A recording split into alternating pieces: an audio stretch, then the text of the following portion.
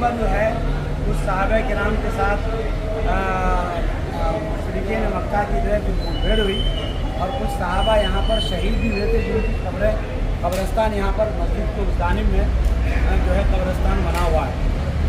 आप सल्लल्लाहु अलैहि वसल्लम जब फ़तेह मक्का के बाद यहाँ पर तशरीफ़ लाए तो बहुत सारा माल गनीमत भी था और वो माल गनीमत तकसीम फरमा रहे थे। आप माल गनीमत यानी जंग के दौरान में दुश्मनों के पास से जो चीज़ें मिलती हैं वो माल गनीमत कहलाता है और वो माल गनीमत को जमा करके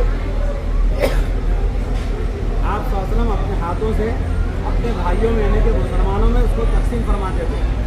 उस मौके पर फ़तेह मक्का के बाद कुछ नौ मुस्लिम के नए ईमान वाले सहाबा भी थे। तो आप सल्लल्लाहु अलैहि वसल्लम ने उनके तालीफ़ क़ल्ब के लिए उनका दिल जीतने के लिए या उनके साथ एक अच्छा और बेहतर सलूक करने के लिए अपने माले गनीमत में से उनको थोड़ा सा ज़्यादा हिस्सा दिया था। जो अंसार थे मदीने वाले अंसार साहबा, उन अंसार साहबा को ये लगा कि ये क्योंकि मक्के वाले लेकिन फसल के ख़ानदान से करीबी है, तो कुछ लोगों को ऐसा समझ में आ रहा था कि भाई ये इनके करीब के इनको ज़्यादा मिला। तो आप शास्त्र ने उनको बुलाया और बताया कि देखो इनको मैं ये माल दे रहा हूँ और ये तालीफ़ क़ल्ब के लिए दे रहा हूँ और तुमको मैं खुद मिल रहा हूँ, मैं मक्का नहीं जाऊँगा। फ़तेह मक्का के बाद अंसार को ये सहाबा किराम को ये मालूम हो रहा था कि अब तो जो है आप शायद यहाँ नहीं रहेंगे और मदीना छोड़ कर मक्का चले जाएंगे, लेकिन आपने कहा कि मैं इनको तो माल दे रहा हूँ और मैं खुद तुम्हारे हिस्से में आ रहा हूँ। जब आप सौदर ने ऐसा कहा तो बेइंतहा सहाबा के जज्बात भर गए, रोने लगे, आंसुओं की जली जारी हो गई और हिस्सियाँ उनकी बनी कि हम तो कुछ और सोच रहे थे और हमारे प्यारे आका ने तो पूरी दौलत पूरा सनाफा जो है हमारे हवाले किया है। मदीने को आपने आबाद रखने के लिए कहा कि मक्का वापस ले जाए। तो सहाबा किराम को इत्मीनान हुआ और फिर यहाँ से उन्होंने एहराम बांधा और एहराम बांधने के बाद फिर उन्होंने उम्रा किया। तो ये मस्जिद जाराना है, कोई इसे ज्वाराना कहते हैं, तो उसमें कहने में कोई हर्ज नहीं है। तो यहाँ पर हम आए हैं उम्रे की पहले हम नियत करेंगे। अभी हमको क्या करना है, ज़ोहर की नमाज़ भी पढ़ना।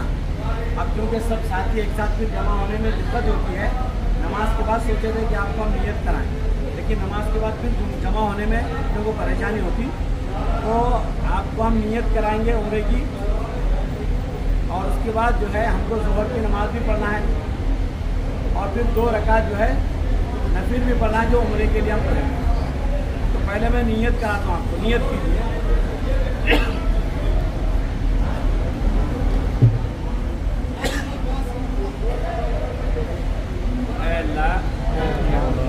मैं उम्रे का हराम बांध रहा हूँ। मेरे इस उम्रे को मेरे लिए आसान बना और मेरे इस उम्रे को कबूल फरमा। लब्बैक अल्लाहुम्मा लब्बैक लब्बैक ला शरीका लक लब्बैक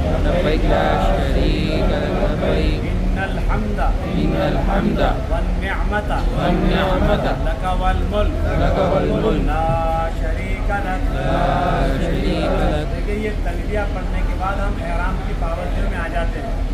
مرد حضرات کے جو ہے پیر اور سر چہرہ کھلا رہنا چاہیے. خواتین کا چہرہ کھلا رہنا چاہیے, چہرے پر کپڑا نہیں رہنا. پیر وغیرہ کو چھپا سکتے ہیں اور سر کے بعد نظر نہیں آنا چاہیے. لبیک اللہم لبیک لبيك اللهم لبيك لبیک لا شریک لک لبیک لبيك لا شريك لك لبيك ان الحمد إن الحمد والنعمت والنعمة لک والملک لك والملك لا شریک لک لا شريك لك. لبیک اللہم لبیک لبيك اللهم لبيك لبیک لا شریک لک لبیک لبيك لا شريك لك لبيك ان الحمد إن الحمد والنعمت والنعمة لك والملك لك والملك لا شريك لك